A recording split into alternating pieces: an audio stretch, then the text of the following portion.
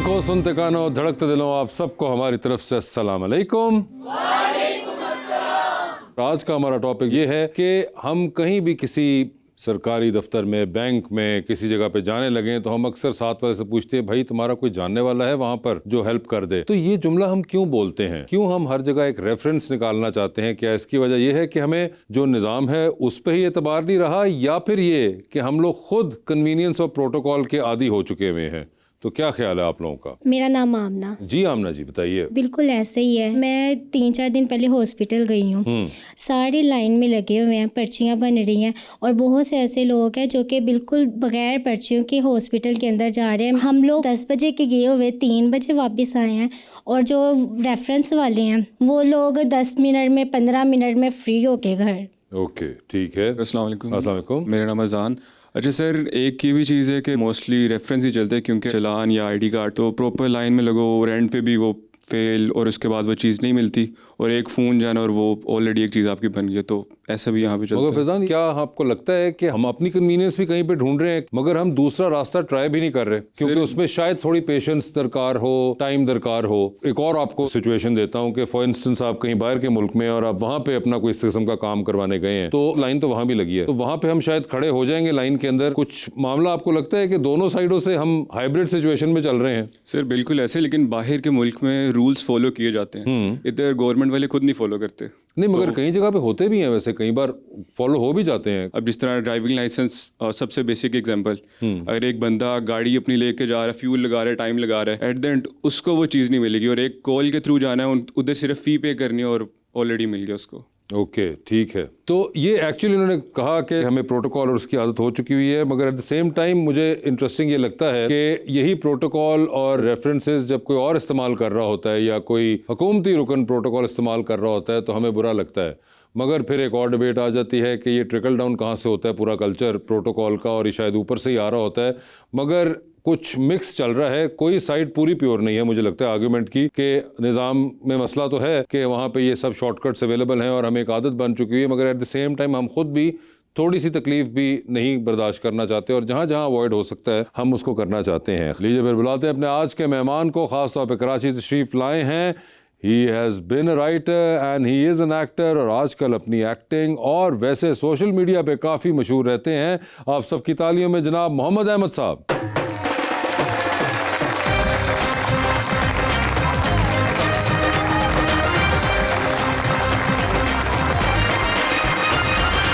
अहमद साहब, अस्सलाम वालेकुम। वालेकुम अस्सलाम। कुछ चीज़ें पहले ही क्लियर कर लीजिए ताकि बाद में कोई मुबालगा ना रहे। वो मैं अपनी ज़ात के हवाले से क्लियर करना चाहता हूँ जी।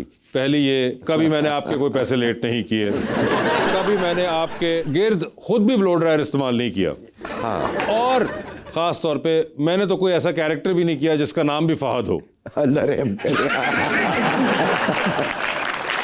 तो आप क्या ये सब मानते हैं? बिल्कुल मानता हूँ। चलें अब सर हम बात शुरू करते हैं। क्या हाल है आपके? मैं बिल्कुल ठीक हूँ। पहले तो सर ये जो भी मैंने सवाल किया था, आप इस पे कोई कमेंट करना चाहेंगे कि ये जो रेफरेंस कल्चर है हमारे यहाँ पे, कि आम तौर पे एक आम हमारी लाइफ का हिस्सा बन चुका है कि यार भाई तुम्हारा कोई उस बैंक में जानने वाला है, कोई सुई गैस के दफ्तर में है, कोई फलां किसी जगह पे भी है, जहाँ भी कोई हो, तो ये हम क्या आदतन कर रहे होते हैं? क्या हम ये एक्सेप्ट कर चुके होते हैं कि ये सिस्टम में ये चीज़ दरकार है, या फिर ये कि हम खुद भी प्रोटोकॉल और कन्वीनियंस ढूंढ रहे होते हैं? दरकार नहीं है, कन्वीनियंस देखते हैं कि जल्दी हो जाएगा, वरना जो चीज़ 15 मिनट में होनी है उसे 15 घंटे भी लग सकते हैं। और जैसे कह रहे थे तुम कि वो बाहर के मुल्कों में लाइन भी होगी तो हम फॉलो कर लेंगे, बिल्कुल ऐसे ही। लेकिन बाहर के मुल्कों में अगर आप, जैसे बच्ची कोई हॉस्पिटल का जिक्र कर रही थी, तो वहाँ तो अपॉइंटमेंट ही नहीं मिलती। डॉक्टर्स 3-3 महीने की कोई अपॉइंटमेंट नहीं देता। बिल्कुल। इमरजेंसी में भी सिर्फ उन लोगों को वो इमरजेंसी में देखते हैं जो बिल्कुल जाँ बलब हों, यानी जिनकी रूह बस कफस से परवास करने वाली हो, सिर्फ उसको वो इमरजेंसी में देखते हैं। हाथ टूटा है या टांग टूटी है या पेट में दर्द है तो वो इमरजेंसी में नहीं चेक करते। आपको लगता है कि कुछ मिक्स किस्म का हो गया है दोनों आर्गुमेंट के? एक्चुअली में मसला वहाँ पे भी आता है कि ये चलता भी है, हमारे कल्चर का हिस्सा ही बन चुका है, और कुछ हम खुद भी अपना वक्त बचाना चाहते हैं और हम उसी कल्चर को फॉलो भी कर रहे हैं कि यार सबसे सुना हुआ है आपने कि भाई कोई रेफरेंस लेके जाना। ऐसा है, मगर ये कि वोकल होना चाहिए। अगर आप लाइन में लगे हुए हैं, क्योंकि मैं हमेशा लाइन में लगता हूँ, लेकिन अगर कोई शख्स मुझको क्रॉस करके आगे लाइन में आता है तो मैं बहुत शोर मचाता हूँ। अच्छा। और आमतौर पे ये होता है कि कोई एक शख्स बोले तो 4 और भी बोलते हैं, फिर उस शख्स को शर्मिंदगी में वापस पीछे जाना पड़ता है। तो अपने हक के लिए तो बोलना पड़ेगा आपको। तो सर ये जो आपने भी बात की कि मैं वोकल हूँ और मैं अगर लाइन पे कोई तोड़े तो मैं बोलता हूँ और फिर सब आपकी सपोर्ट में बोलते हैं, जी ऐसे ही तो ये अभी रिसेंटली आपके साथ बहुत होना शुरू हो गया है। रिसेंटली बहुत होना शुरू हुआ। हकीकी जिंदगी से निकल के ये डिजिटल दुनिया में भी आ गया है। मेरा ये ख्याल है कि ये एक ऐसा वाक़या है जो शायद मैं ताहयात याद रखूंगा, मगर ये कि काश कोई अच्छी याद होती जिसे मैं रखता। I am not very happy about it. But the same time Ahmad sahab, जो एक इंटरेस्टिंग चीज मुझे लगती है कि आप पहले इस तरह से वोकल नहीं थे इन मामलात के बारे में। ये जो over the period of years, पिछले 10 साल में मैं कहूँ शायद कोई चेंज एक आया आपके अपने अंदर, कि वो चीज जो थी आप अब ओपनली बात कर लेते हैं उसके बारे में, कह देते हैं। ये इसकी वजह क्या ठहरी सबसे ज्यादा? मैं ये समझता हूँ कि I have nothing to lose now. Okay, like I am at the verge of my the last chapter of my life. ऐसी बात सो इस वक्त आप कहते हैं कि जो भी होना है वो आप फेस कर लें, क्या नुकसान होगा, मरना तो वैसे ही है, ठीक है ना, तो बोल के मरे। अच्छा, हाँ ठीक। मेरा ये ख्याल है। दूसरे ये कि एहतराम एक चीज़ है हमारी आवाम में। बिल्कुल।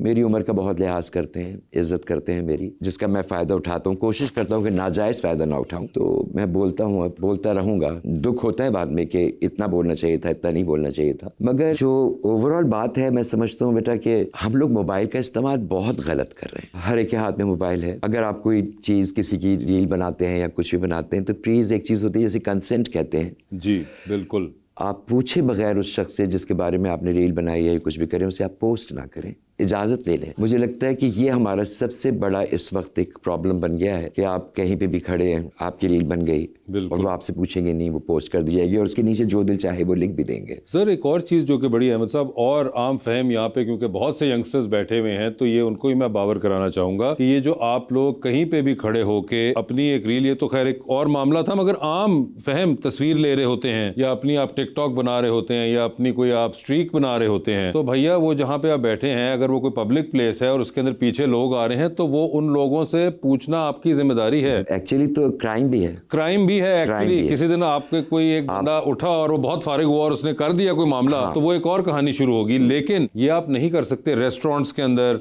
पब्लिक प्लेसेस के अंदर, पार्क्स के अंदर, एयरपोर्ट्स के ऊपर। आम फहम आपने देखा होगा, कोई तस्वीर बना रहा है और पीछे बेचारे जो बैठे हैं वो सारे भी उस फ्रेम के अंदर आए होते हैं। वो सब आए होते हैं। ख़ास तौर पे मुझे जो लगता है कि आप रेस्टोरेंट में खाना खा रहे हैं और अचानक एहसास होता है कि सामने से कोई आपकी रील बना रहा है, आपके मुंह में निवाला जा रहा है, मुंह आपका खुला हुआ है और वो उसकी वो लगा के, फिर मैंने ऐसी तस्वीरें अपनी देख भी ली। अच्छा। तो मुझे लगता है कि ये बहुत नाजायज़ है, हलक तक नज़र आ रहा होता है वो।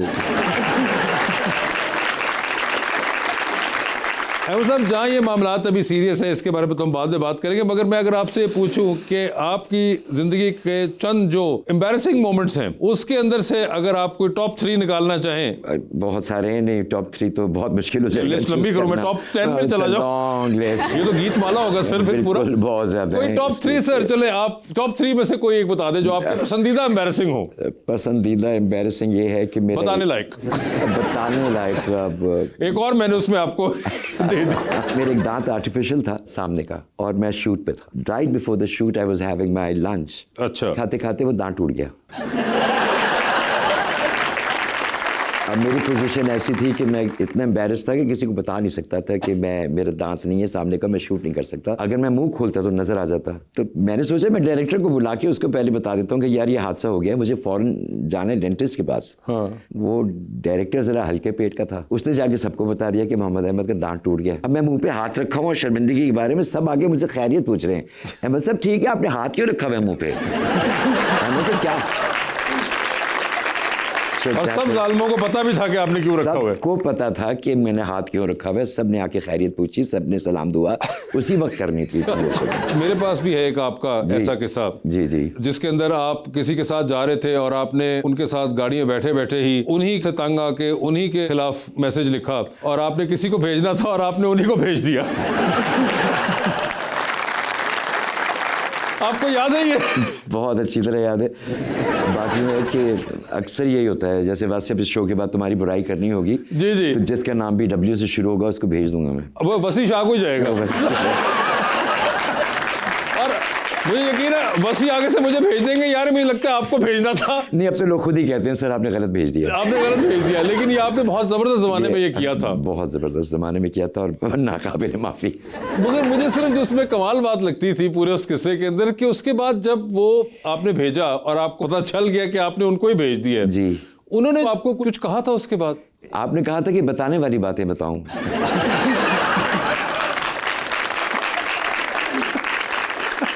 और फिर जो मैं बाद में कभी कभी सोचता हूँ कि जो भी उन्होंने आपको कहा होगा आप उन्हीं की गाड़ी में थे। बात यूँ है कि वो खातून थी। अच्छा, वो खातून भी थी? हाँ, और मैंने ये भी सुना था कि वो हाथ पहले छोड़ती हैं, बात बाद में करती हैं। और ये इस तरह का इत्तेफाक था कि गाड़ी के इस तरफ से मैं बैठा, वो उस तरफ से बैठी, और उनके मोबाइल पे वो टोन आई, उन्होंने खोला और बहुत तफसील से ऊंची आवाज़ में पढ़ा। अच्छा। सिग्नल भी रेड हो गया आगे, गाड़ी खड़ी होनी थी। तो अब मुझे यकीन था कि इस साइड का दरवाज़ा खोली और लात मार के मुझे बाहर फेंक देंगी।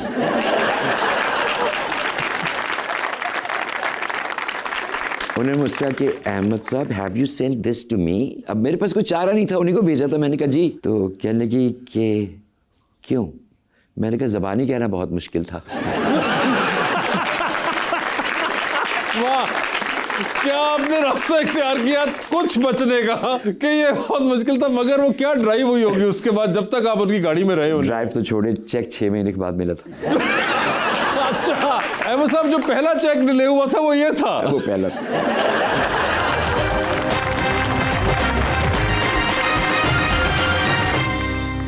वेलकम बैक टू गपशप। जी, अवाम का सवाल। अस्सलाम वालेकुम, मेरा नाम आमना है। सर, अगर आपको एक दिन के लिए पाकिस्तान का वज़ीर आज़म बनाया जाए तो आप शोबिस इंडस्ट्री के लिए एक दिन के लिए क्या हुक्म जारी करेंगे? शोबिस इंडस्ट्री के लिए सबसे पहले कौन सा हुक्म जारी करेंगे? इतने सारे हैं, क्या क्या पता है। एक सर जो प्राइम होगा। कॉन्ट्रैक्ट्स को ठीक कर दे, हमारे कॉन्ट्रैक्ट्स को ठीक कर दे बतौर वज़ीर आज़म, आप ये कहेंगे? ठीक है जी।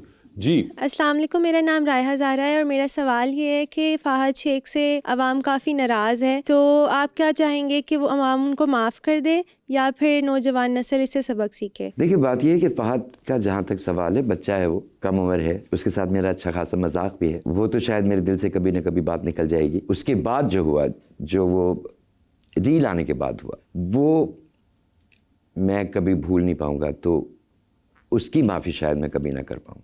जी। अस्सलाम वालेकुम, मेरा नाम स्मारा है। आपने अभी तक बहुत सारे किरदार अदा किए हैं जिन्होंने लोगों के दिलों को बहुत करीब से छुआ है। तो जब आप इन किरदार ख़त्म कर लेते हैं उसके बाद ये किरदार आपकी ज़िंदगी पे क्या असरात छोड़ते हैं? बहुत होता है। कभी अगर बीवी के सामने कुछ कहूँ तो कहती मेरे साथ ड्रामेबाजी नहीं करनी। अच्छा, आप ट्राई करते हैं ऐसी कोई हरकत? अक्सर ये होता है कि खाने की मेज़ पे देर हो गई, फ़ोन पे थे या कुछ था, मैं कहता हूँ सॉरी वो फ़ोन आ गया था, मेरे साथ ना करें, बैठ जाए तो चुप करके खाना खाएं। ओए होए, अच्छा ये देखें, इज्जत ऐसी है। अहमद साहब, ये अब होती है आपकी जब से आपने अदाकारी पे जोर दिया है, पहले नहीं होती थी? पहले तो राइट, पहले होता था मुकालमाबाजी मुझसे ना करे। अच्छा ठीक है, okay, I take my word back. हाँ जी। अस्सलाम वालेकुम, मेरा नाम ज़ुहा इजाज़ है और मेरा सवाल सर से है। अगर ज़िंदगी को एक जुमले में बयान करना पड़े तो आप क्या कहेंगे? एक जुमले में बयान कर दें? I think mixture of highs and lows, and आप पे डिपेंड करता है बेटे कि आप हाइज को पिक करती हैं या लोज को पिक करती हैं। तो it's a journey, you have to pick and choose, you have to go through it as well. या बिल्कुल जी। अस्सलाम वालेकुम, मेरा नाम मिनाल है और मेरा सवाल सर से है कि एक सक्सेसफुल एक्टर बनने के लिए कौन सी 3 चीज़ों का होना ज़रूरी है? कॉन्फिडेंस एंड लैंग्वेज पे, यानी आपकी उर्दू और अंग्रेज़ी दोनों बहुत अच्छी होनी चाहिए। अगर ये चीज़ें हों कि आप में कॉन्फिडेंस है, आप दोनों ज़बानें अच्छी बोलती हैं, क्लियरली बोलती हैं, तो फिर सिर्फ कोशिश करनी और कुछ नहीं। और मैं बताना चाहता हूँ कि लड़के भी अहमद साहब से सवाल पूछ सकते हैं। अस्सलाम वालेकुम, मेरा नाम अहमद खान है और सर मेरा क्वेश्चन ये है कि आपने कई दहाइयों से इस इंडस्ट्री को संवारा है, तो आज के यंग एक्टर में टैलेंट तो नज़र आता है लेकिन शायद तमीज़ की थोड़ी कमी है। मैं नहीं कहूँगा कि तमीज़ की कमी है, बिकॉज मेरा वास्ता जितनी भी आप कहते हैं सो कॉल्ड जेनजीज की सब लोग बुराइयाँ करते हैं, मेरा वास्ता जितना भी जेनजीज से पड़ा है, मुझे आज तक उनसे कोई शिकायत नहीं। बिकॉज हाँ, स्ट्रेट फॉरवर्ड है, मुँह पे आपके बहुत सीधा सीधा सवाल करते हैं, घुमाते फिराते नहीं हैं, और स्ट्रेट जवाब भी आपसे चाहते हैं। कम से कम तालीम से इतना तो ज़रूर हुआ है कि ये जनरेशन जो है ये लिहाज करना जानती है, अदब करना भी जानती है। मुझे कोई शिकायत कभी भी नहीं हुई इनसे। जी भाई। अस्सलाम वालेकुम सर, मेरा नाम कासिम है। मेरा आपसे सवाल है कि एक्टिंग के दौरान आप स्क्रिप्ट में कुछ चेंज करते हैं, यानी खुद से उसमें कुछ ऐड ऑन करते हैं? अक्सर करना पड़ता है। बात तो वही होता है कि डायलॉग इस तरह से लिखा, सिवाय खलील साहब के स्क्रिप्ट के, बाकी डायलॉग्स का जो होता है वो एक्टर को अपने एतबार से उसको बैलेंस करना होता है कि वो उसके लिए ईजी कैसे होगा, उस तरह। मगर अहमद सर, जब आपका स्क्रिप्ट कहीं गया हो तो does that happen to your script as well? Yes, and I allow that. अच्छा, बिल्कुल, क्योंकि आप अपने लहजे में लिख रहे हैं, बाज़ दफ़ा वो एक्टर के लिए मुश्किल हो जाता है बोलना, तो फिर मैं उससे यही कहता हूँ कि आप मायने ना बदलें, यही बात आप किसी और तरीके से कह दें। अगर आप ज़्यादा कंफर्टेबल इंग्लिश में हैं तो आप इंग्लिश में बोल रहे हैं, उर्दू में बोल रहे हैं, व्हाटएवर सूट्स यू। ओके, ठीक है जी। अस्सलाम वालेकुम, मेरा नेम सबा है और मेरा क्वेश्चन सर से है। जैसे कि पीटीवी दौर के ड्रामे आज भी लोगों को याद है, तो उस दौर के माहौल और इस दौर के प्रोडक्शन हाउसेस के माहौल में आपको क्या बड़ा फ़र्क नज़र आया? फ़र्क तो काफ़ी है, क्योंकि वो बड़ा कंफर्टेबल एनवायरनमेंट था। ऐसी जगह पे आप शूट कर रहे होते थे जहाँ गर्मी नहीं है, आपको 3 कैमरे शूट कर रहे हैं एक साथ, वो बहुत कन्वीनियंट, बहुत आरामदेह था। अब मुश्किल हालात हैं ज़्यादा, क्योंकि माइक्स इतने सेंसिटिव हो गए हैं कि आप एसी भी ऑफ कर देते हैं, फ़ैन भी ऑफ कर देते हैं, और गर्मी इतनी ज़्यादा कि मुझे पहली दफ़ा हीट स्ट्रोक हुआ। अब इतना कंफर्टेबल नहीं है। अब इतना कंफर्टेबल नहीं है, पहले का ज़्यादा लगता था। जी भाई। अस्सलाम वालेकुम सर, मेरा नाम असद अली है। मेरा सवाल आपसे ये है कि आपने बेबी बूमर और जैन अल्फ़ा तक का सफ़र किया है, इन सारी जनरेशंस में वाज़ेह फ़र्क क्या है? बेटा, तुम्हारी बात सुन के मुझे लग रहा है कि मैं हज़रत आदम के साथ पैदा हुआ था। तज्जिया मांग लिया उन्होंने आपसे तमाम जनरेशंस का। तमाम जनरेशंस का मांग लिया। इसका इतना कोई वो मैं नहीं दे सकता, बिकॉज बहुत लंबा हिस्ट्री है। 4-5 हज़ार साल पहले इतनी जनरेशन मुझसे पहले भी गुजर गई। मगर हाँ, पहले लिटरेचर बहुत था और बच्चे किताबें पढ़ते थे और उनके वालिदैन भी किताबें पढ़ते थे, उनके तहत बच्चों की तरबियत होती थी। अब ऐसा नहीं है, क्योंकि अगर आपने पाकिस्तान में अपने बच्चे को पालना है तो आपको ये सोचना पड़ेगा कि आप उसको शरीफ बनाएंगे या बदमाश, क्योंकि घर के अंदर आप उस जो कुछ सिखाएंगे वो बाहर सड़क पे तो नहीं चलेगा। सो एक कन्फ्यूजन आ गई जनरेशंस में ये वाली कि शायद तालीम को अलग रखना है और ज़िंदगी को गुजारने के उसूल कुछ और है। ये कन्फ्यूजन मुझे ज़रूर नज़र आई इन सारी जनरेशन्स में, बिकॉज घर के अंदर वो कुछ और होते हैं, स्कूल में वो कुछ और होते हैं, काम पे वो कुछ और होते हैं। ये कन्फ्यूजन है।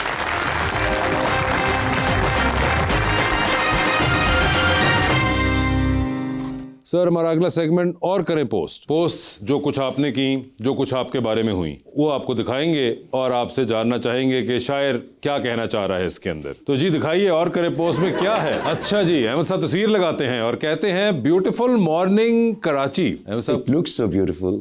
और ये मैंने कब खींची याद? 2019 30 जनवरी को sir.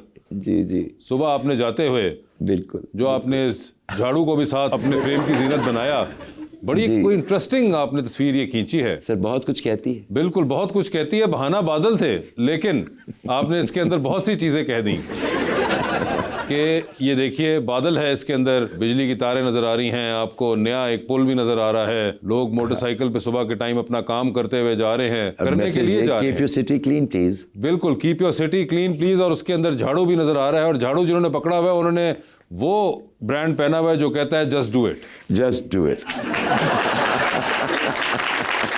And that is what Karachi does, that it just does it. और वो कर देता है जो भी हो रहा है उस शहर के साथ, लेकिन वो अपने करने से नहीं आ रहा, जो कि कमाल है मेरे ख्याल से कराची का सबसे बड़ा, कि आप उसके साथ जैसा भी करें, जो मर्जी दुनिया जहां से लोग वहां पे आ जाएं, वो शहर अपना काम किए जा रहा है, जो कि एक बड़ी कमाल बात है जी। विद द राइटर ऑफ सुनो चंदा, साइमा अकरम चौधरी। जी जी जी जी सर, ये भी 2019 में आपने लगाई थी जी। साइमा अकरम चौधरी, मुझे लगता है कि इनका सेंस ऑफ ह्यूमर बहुत अच्छा है, बहुत मज़े का लिखती हैं। उस ज़माने मैंने शायद इनका सुनो चंदा बिल्कुल आपने किया होगा जी। तो मैं ये देखता था कि इनकी सिचुएशंस, इनकी डायलॉग्स जो ये लिखती हैं, अगर कॉमेडी लिख रही होती हैं तो वाकई बहुत मज़े की होती है। ठीक है। So I really like the writer, she is very good. Okay जी sir, thanks for the wonderful portrait. ये मेरी बच्ची स्टूडेंट थी शायद, अच्छा, जिसने ये उन्होंने आपका पोर्ट्रेट बनाया था। पोर्ट्रेट बनाया। देखिए मेरा सर कितना अच्छा है, इसमें तो फिर भी घने बाल हैं। बच्ची के जहन में ये वाला इमेज था जी। आई लव इट जी। आगे दिखाएं। I know I am not good with Punjabi at all, but I have enjoyed playing Malik Alaya tremendously. वैसे to be very honest, if someone asks me, Punjabi is my favorite language. I so want to learn it and I so want to speak it. But the best part of Punjabi is इसका humour. एक छोटे से जुमले में बहुत कुछ कह देते हैं, वो चाहे छोटा सा जुमला हो। इन जुमलों का शिकार तो खैर मैं हाल ही में हुआ भी हूँ, मगर ये कि सेंस ऑफ ह्यूमर जो मुझे पंजाब में मिलता है वो मुझे कहीं और नहीं मिलता।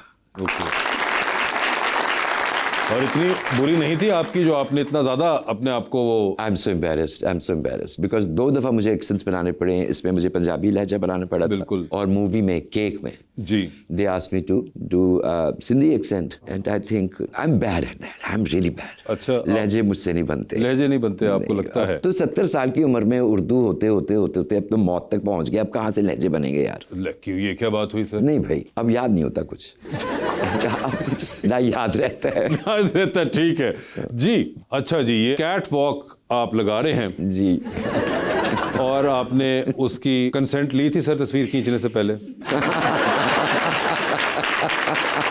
क्या बिल्ली को इल्म था कि आप ऊपर से उसकी छुप के फोटोग्राफी कर रहे हैं और आपने उसकी प्राइवेसी ब्रीच की इतनी बुरी तरह? नहीं, खातून ने मुझसे इजाजत ली थी। और जब खास तौर में इतना खतरनाक स्टंट पुल ऑफ कर रही थी कि कोई आम वॉक भी नहीं, मतलब बाकी सही मायनों में कैट वॉक है ना सर ये। बिल्कुल। और आपने क्या कैप्चर कर लिया उसको ऊपर से जी। आपने एक बिलबोर्ड की तस्वीर को कैप्चर किया, आओ अपनी वायरिंग बेहतर कर लें एक खुशहाल पाकिस्तान के लिए। और हमने कहा जी अपनी वायरिंग। अहमद साहब क्या कहना चाह रहे थे आप? सर हम सबकी वायरिंग ही तो शॉर्ट हुई भी है। वायरिंग शॉर्ट हुई है, उसके बारे में था ये बिलबोर्ड, ठीक है।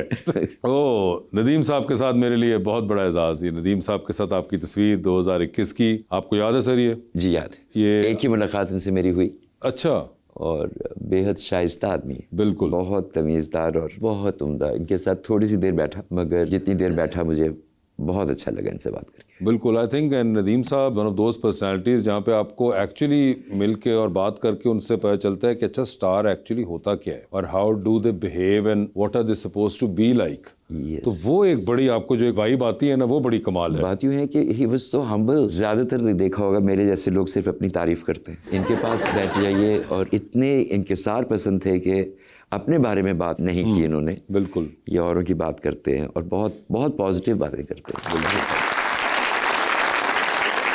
विंटर्स आई एम मरी। ओ गॉड, इन लिखना भूल गया। इनके बजाय आपने कर दिया मैं मरी हूँ।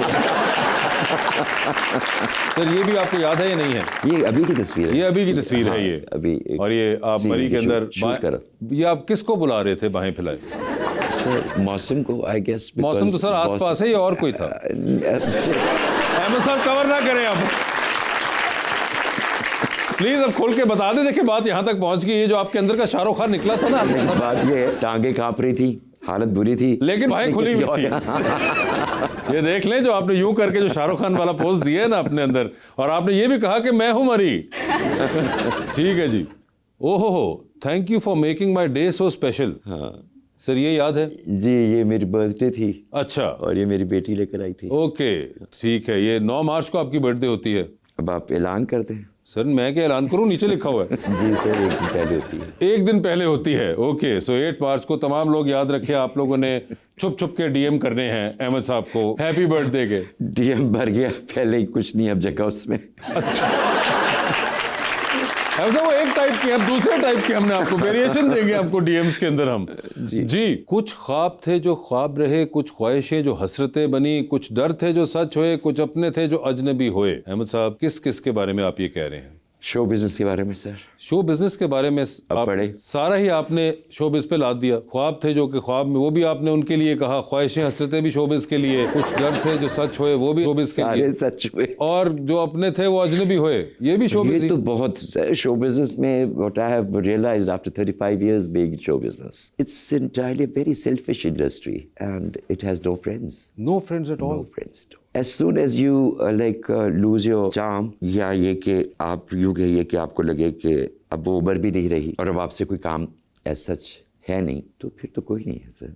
It's a very sad reality, but it is like that. ठीक। ओहो, ये अब आपके मुतालिक आ गई बातें। ये 100% मैं नहीं हूँ डॉक्टर एजाज वारिस ने आपकी रीसेंट स्टेटमेंट के बारे में कहा। जी ऐसे ही हुआ था यार। ये जो होने लग गया ना रिव्यूज जी, और उनमें ये होता है कि अगर आप ऐसे लोग रिव्यू कर रहे हैं जो नहीं जानते तो आप उनको इग्नोर करते हैं, कोई बात नहीं, उनको पता नहीं है, उनको इल्म नहीं है। ठीक है। लेकिन ऐसे लोग जो जानते हैं, इस काम को भी जानते हैं, इस काम से वाबस्ता भी हैं, और वो बैठ के करना शुरू कर दें रिव्यू और हर एक का बहुत एक नेगेटिव वो दें। जिस तरह से हम काम करते हैं, मैं समझता हूँ वो एक मौजज़ा है जिस तरह से चल रही है इंडस्ट्री हमारी, कि हर तरह की मुश्किल हम फेस करते हैं, फिर उन मुश्किलात से रिव्यू करने वाला वाकिफ भी है। उसके बावजूद अगर वो बहुत नेगेटिव बातें करे तो उसके बारे में मैंने ये रीड डाली थी कि आप बहुत ही वेलने हैं शायद। तो ये आगे से इजाज़ भाई साहब ने कहा मैं नहीं हूँ। बेचारे समझे कि मैंने इनके बारे में कहा है तो उन्होंने कह दिया कि मैं नहीं हूँ, जबकि जिनके बारे में कहा था उन्होंने कुछ नहीं आगे से कहा।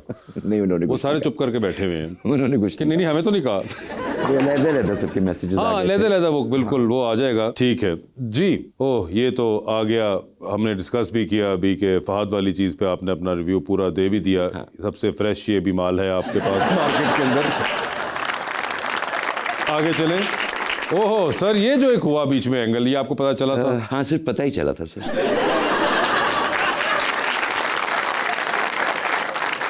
इसमें प्लीज रोशनी डालिए कि क्या मेरे ख्याल से वो शायद उन्होंने सोचा हो कि मामला खत्म हो गया तो इस वजह से वो फिर पीछे हट गए। सर रोशनी कैसे डाल सकते हैं, लाइट ही नहीं है सर। लाइट ही नहीं है, मगर ये बड़ी इंटरेस्टिंग थी कि एक सरकारी लेवल पे ये बात जो थी वहां तक पहुंच गई। जी, पहुंची तो थी। और ऊपर से उनका मेंटरशिप प्रोग्राम स्टार्ट होना चाहिए। इसके बारे में मुझे इत्तला मिली कि ऐसा कुछ हो रहा है। They did call a few actors, senior actors, but not me. आपको नहीं किया था, मगर सीनियर एक्टर्स को किया गया कॉल के मेंटरशिप के बारे में? बिल्कुल किया। ठीक है, तो पता चला उसमें 2-3 तो खुद ही प्रोग्राम कर रहे हैं। तो उन्होंने कहा नहीं, अभी प्रोग्राम का मेंटरशिप को छोड़ देते हैं अभी थोड़ी देर के लिए हम, ये बहुत लंबा मामला हो जाएगा। जी, पाकिस्तानी ड्रामे एआई से लिखे जा रहे हैं। हाँ, ये मेरा आखिरी तजुर्बा था पिछला, but I have realised AI से बिल्कुल आप लिख सकते हैं, बहुत तफसील से आप लिख सकते हैं उसको। आपको इससे प्रॉम्प्ट करना होता है, और प्रॉम्प्ट करना तो आपकी जनरेशन माशाल्लाह बहुत अच्छा जानती है। लेकिन डायलॉग की जो एक रूह होती है वो एआई नहीं डाल सकता। जैसे वो आपको लगेगा कि हिंदी में जैसे तर्जुमे होते हैं नेटफ्लिक्स की फिल्मों के, बिल्कुल उसी तरह की लैंग्वेज आती है जब आप उर्दू के डायलॉग्स एआई के थ्रू लिखें। तो जब आप स्क्रिप्ट पढ़ते हैं तो आपको 1-2 सफ़ों में ये अंदाज़ा हो जाता है कि ये ट्रांसलेटेड है, ये लिखे नहीं है। ओके, और इसको ओन भी नहीं किया जाता कि इन द सेंस कि या तो राइटर कह देना कि एआई के थ्रू ही कर रहे हैं। एआई से मदद लेना बुरा नहीं है वैसे, अगर आप सिर्फ स्ट्रक्चर करते हैं, स्टोरी अपनी वो स्ट्रक्चर बड़ा अच्छा करके आपको दे देता है, मगर एक बटन दबाएं तो वो आपको 26 एपिसोड्स का वो भी बना के दे देता है। अरे वाह। जी, आई हैव ट्राइड दिस। अच्छा, 26 एपिसोड्स का, हर एपिसोड वाइज डिवाइड कर देगा आपकी स्टोरी को कि इसमें इतना आएगा, इसमें इतना आएगा। वो बहुत अच्छा होता है उसका। फिर वो उसको फर्दर एपिसोड में अगर आपके 18 सीन्स हैं तो वो 18 सीन्स भी आपको लिख के दे देगा। लेकिन एआई खुद आगे जाके भूल जाता है कि उसने पहले क्या लिखा था। अच्छा, ये भी करता है। एआई को याद नहीं रहता, फिर आपको दोबारा प्रॉम्प्ट करना पड़ता है कि पहले ये लिखा था, उसके हिसाब से ठीक करो, तो आगे से आगे सॉरी करके फिर दोबारा। ओके, और ये आप कह रहे हैं कि हमारे यहाँ पे ड्रामा में बहुत हो रहा है ये इस तरह से। लाइक मैंने एक पिछला स्क्रिप्ट एक देखा था तो उसमें भी यही था, उसका अंजाम भी अच्छा नहीं हुआ। अच्छा, स्क्रिप्ट का या ड्रामे का? ड्रामे का अंजाम अच्छा नहीं हुआ था। ठीक है। Saeed Mohammad Ahmad says he is used to forget his dialogues while watching Numan Ijaz perform. That's very true. This man has that aura and presence. मैंने इस दफा बहुत तज्जिया, बहुत गौर से देखा कि ये सीन से पहले अपनी तैयारी कैसे करते हैं। अच्छा। He goes into a corner, he stops talking to others. कोने में जाके वो अपना पूरा सीन उसको अपने दिमाग में पूरा बना लेते हैं। जब वो आपके सामने आते हैं तो he is fully prepared. कहाँ पॉज है, कहाँ सांस लेना है, किस वक्त कहाँ देखना है। He's so precise with his performance. And when he is there, मैं तो सिर्फ उनको I wish I was the camera कि मैं एक-एक उनका वो सीख सकूं और रिकॉर्ड कर सकूं, because he is a complete university of acting and dialogue delivery. 100% मैं आपसे एग्री करूंगा। थोड़ा अक्सर मैं तो कहता हूँ, मैं तो पहले होता है आप तारीफ वाले ज़ुमरे में होते हैं किसी के, फिर आप तंग आ जाते हैं। तो मैं अब तंग आने वाली जोन में आ चुका हूँ नुमान इजाज साहब के साथ कि ये एक तकलीफ दे हद तक अच्छे एक्टर हैं, बहुत अच्छे, और तकलीफ दे हद तक दूसरे अगर किसी अदाकार के लिए हों, और वो अगर अदाकार कदरे बहुत हल्का हो तो वो और तकलीफ में और कॉम्प्लेक्सेस में, इनसिक्योरिटी कॉम्प्लेक्सेस, ये वो एक्टर हैं जो आपको देते हैं। बिल्कुल देते हैं कि आपको मजीद ये महसूस कराते हैं कि क्यों तुम इस काम में आए। हाँ बिल्कुल। क्यों तुम घर से निकले थे, तुम आज कहीं और भी जा सकते थे, तुम क्यों यहाँ पे आके ये काम कर रहे हो। सामने ऐसे ही लगता है। ये बिल्कुल ऐसे आदमी हैं। सोच लो अगली सीरियल मारोगे तो नहीं, कसम खाओ। ये एक स्टैंडर्ड मसला अहमद साहब आपकी एक्टिंग करियर में। भाई अब तो यूँ है कि जैसी कोई कॉल आती है तो पहले पूछता हूँ कि अच्छा इवन नंबर सूट नहीं करते मुझे, चौथी में मरूंगा, 8वीं में मरूंगा, 12वीं में मरूंगा, एपिसोड। हाँ, ये इवन नंबर कोई होगा जिसमें वो आपको, पहला क्वेश्चन है मेरे होता है कि जी कौन सी एपिसोड में मरना है। ये तो पता है कि मरना है। कोई ऐसा है सब किसी ड्रामे को आप आखिर तक पहुंचा? मैं खुद ही लिख लेता हूँ बीच में आखिर तक जाना हो तो। अच्छा। और कुछ में ऐसा भी होता है कि मुझको पसंद नहीं आ रहा, मसले हो रहे हैं प्रोडक्शन में, तो आप खुद कहते हैं? कहते हो जी इस वाली एपिसोड मार दें, बड़ा अच्छा मौका है। अमूमन कौन सा तरीका इस्तेमाल होता है आपके ऊपर? सर आज आ गया हूँ, हार्ट अटैक, उल्टे हाथ को पकड़ लें, हार्ट अटैक। जैसे ही मैं उल्टे हाथ पे हाथ रखूँ आप समझ जाए आने वाला है। यार मगर कभी आपसे डायरेक्टर से कहा कि यार इस पर कोई और ट्राई करके देखिए? बहुत कहा जी। एक्चुअली वो क्रिएटिविटी का हमारे ये हाल है कि मारना भी नहीं आता ठीक से। एक ने कहा कि आपको हमने बड़ा डिफरेंट मौत दी है, इस दफ़ा मैं बड़ा खुश हुआ। मैंने कहा अच्छा देखो मैं रोड एक्सीडेंट से मर गया हूँ, हार्ट अटैक से मर गया हूँ, सदमे से मर गया हूँ, तो इस तरह कुछ नया दे दें। कह लगे जी बिल्कुल नया। अच्छा जी हम पहुँच गए, ऊपर देखा ना तो छत के किनारे पे इतना बड़ा कोई मटका सा रखा हुआ था। मैंने कहा तेरी नीयत क्या हो रही है? तो कहने लगे ये गिराएंगे आपके सर पे। मैंने कहा मेरे सर पे तो कुछ भी रुकावट नहीं है, डायरेक्ट गया। खैर जी वो मटका गिरा, मुझको साइड पे लिटाया हुआ था, मटका मेरे पास टूटा। अब मुझे एक्टिंग करनी थी मरने की कि मेरा सर फट गया। सर जी इतना भारी मटका मेरे सर पे गिरा, मेरा चश्मा बस इतना हुआ। तो इसके अलावा खराश भी नहीं आई और खून बहुत पड़ा हुआ था नीचे। तो आपने उसके बाद उनको कहा कि नहीं यार पुराने वाले तरीके ठीक है, तुम लोग क्रिएटिविटी रहने ही दो, रहने दो, ये ना हो पाएगा तुमसे। नहीं सर अब अच्छी तरह पढ़ता हूँ कि कैसे मर रहे हैं। बिल्कुल, मगर ये भी देखे वैसे मैंने मशवरे दिए हैं लोगों के, यार अगले सीन में बता दो कि मर गए पिछले एपिसोड में, दिखाना क्यों जरूरी है? ये दिखाने वाला भी एक दिखाने वाला जो है ना, जबकि इससे पाबंदी है कैमरा की तरफ से कि आप जनाजे में लेटा हुआ ना दिखाएं, सर ये तो नाकों में रुइयां ना। हाँ सर वो तो नाकों में क्या हलक तक में ठूस दें अगर उनका बस चले। मगर ये भी तो बड़ा फेवरेट होता है राइटर्स का भी, क्योंकि उसके अंदर तकरीबन 10-15 मिनट निकल जाते हैं। बात यूं है कि वास्तव में एक्टर बड़ी मुसीबत में फंस जाता है। मेरी तोंद इतनी बड़ी है कि अगर मेरी हंसी निकल जाए तो सांस तो मैं रोक लूंगा ऊपर से, मगर ये नहीं रुकती।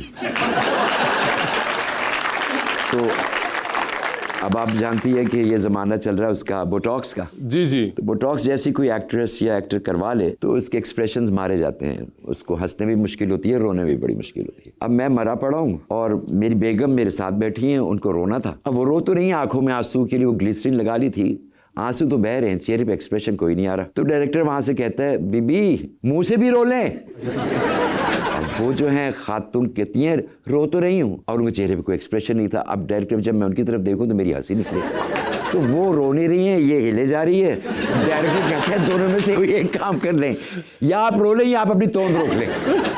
तो सर कफन डाल दिया, फिर इसी तरह हुआ। तो बहुत ही रिडिकुलस लेवल पे चली गई है हमारी क्रिएटिविटी।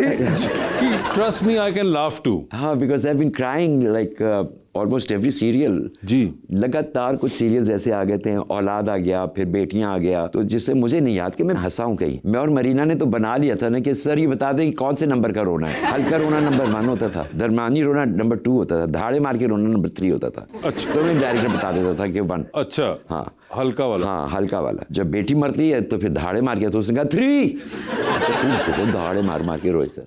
ओए हो, तो इस तस्वीर को आई होप देख के लोग शायद कहीं और आपको कास्ट करना चाहें, मगर परपेचुअली आपको वो उसी पे कर रहे होते हैं कास्ट। ट्रेजिक रोल्स में, ट्रेजिक रोल्स के अंदर ज्यादा कर रहे होते हैं। एक्सेप्ट फॉर हम तुम आई डिड, वो तजुर्बा मेरे लिए। मैं कहता हूँ अगर मुझसे कोई पूछे कि सबसे मुश्किल कैरेक्टर जो मैंने जिंदगी में किया तो दैट वाज हम तुम, because I played a TikToker in that. बिल्कुल।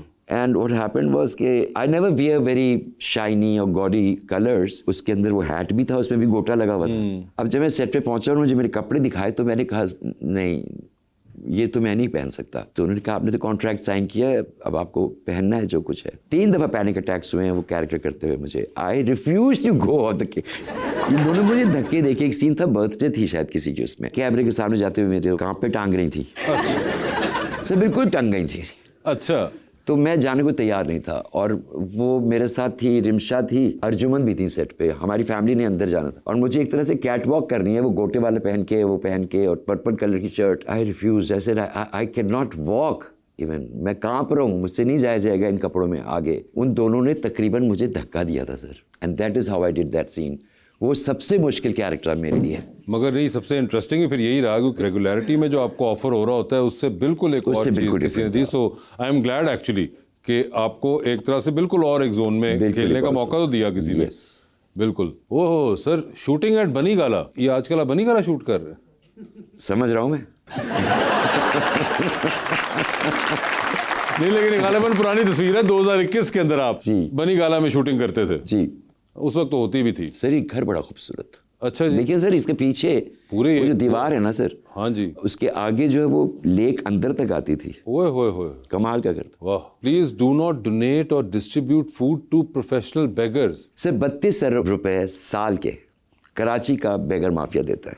32 अरब रुपए। 32 अरब्स। और आप यहाँ पे कह रहे हैं खाना प्रोफेशनल बेगर्स को ना दीजिए। खाना भी क्योंकि वो वापस बेच देते हैं खाने बेच को। देते हैं। बच्चे किराए पे उठाए हुए होते हैं ना बिल्कुल। गोद में, तो मुझे लगता है कि अगर आप ये जो गाड़ी का शीशा बजा के मांगने वाले हैं, बिकॉज वो उस जगह का जहाँ पे वो खड़े हैं उसके भी पैसे देते हैं, वो खरीदा होते हैं। बिल्कुल, वो स्पॉट्स बिकते हैं आपके, फिर इशारे वो बिकते हैं। बच्चा भी किसी से लेते हैं। बिल्कुल। और उस बच्चे को वो सुलाए रखते हैं, वो एक ऐसी दवाई जिससे वो बच्चा येलो भी, आपने देखा होगा गोद में सारे बच्चे वो येलो होते हैं। तो उससे ज़्यादा बड़ा जुल्म तो मुझे कोई नहीं लगता कि आपने एक बच्चा भी लिया हुआ है, उसको आप पता नहीं किस चीज़ के टीके भी लगा रहे हैं, और वो पूरा दिन गोद में एक वो बांध के भी रखा हुआ है उसको। बिल्कुल। और ये रोज़ होता है, और आम तौर पे वहीं पे हमारा सबसे ज़्यादा मजहब, हमारी इंसानियत, हर चीज़ को चैलेंज किया जाता है, और मुख्तलिफ तरीक़ों से लोग उसको they fall prey to it. और ये तो उन्होंने कराची का स्टेटिस्टिक दिया, आपको पाकिस्तान के हर शहर के अंदर जी, और ख़ासतौर पर हर बड़े शहर के अंदर ये बेगर माफिया बहुत ज़बरदस्त तरीके से रमज़ान से पहले ट्रेन्स का हाल देखा करें ना, जो सारी आ रही होती हैं कराची की तरफ, वो सब ट्रैवल करते हैं बगैर टिकट के। अच्छा। तो कोई टिकट नहीं खरीदता, वो इधर भीख मांगते हैं, दूसरे डब्बे में चले जाएंगे, तीसरे डब्बे में चले जाएंगे, और गोल के गोल आते हैं सर। बिल्कुल।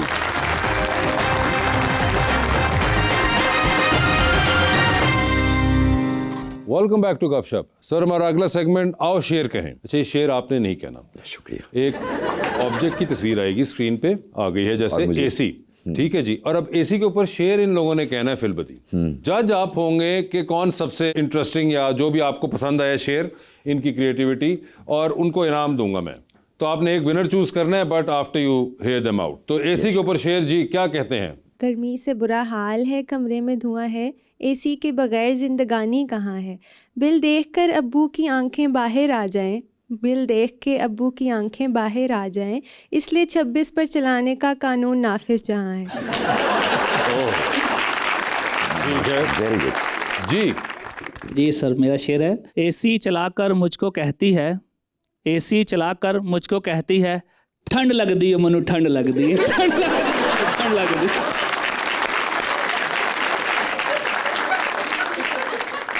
जी, और कोई?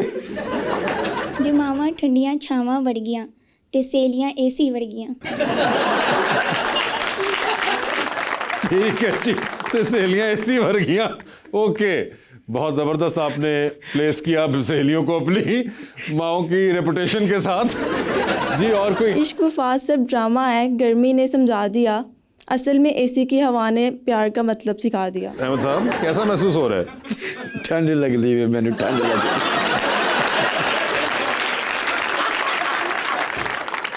जी मैडम प्लीज। दिल की गर्मी का इलाज ना हुआ कभी, एसी भी हार गया तेरी यादों के सामने। ओहो, गहरी बातें कर रही हैं। गहरी बातें। उर्दू ज़ुबान बोले तो कहे ओहो देसी, अंग्रेज़ी बोले तो खुद को समझे एसी।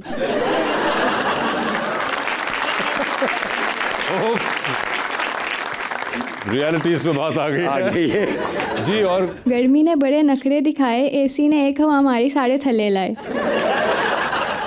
जी, तो अहमद साहब, क्या आपके ख्याल में आप किसको कहेंगे कि जो? सर, शेर इनका बहुत खूबसूरत है। अच्छा, ठीक है। और जिससे मैंने दाद दी है वो ठंड लग रही है, मैंने ठीक है अहमद साहब। सर, ये आपने अगर कहा है तो आप प्लीज इनको दे दीजिए। प्लीज आइए आइए सर।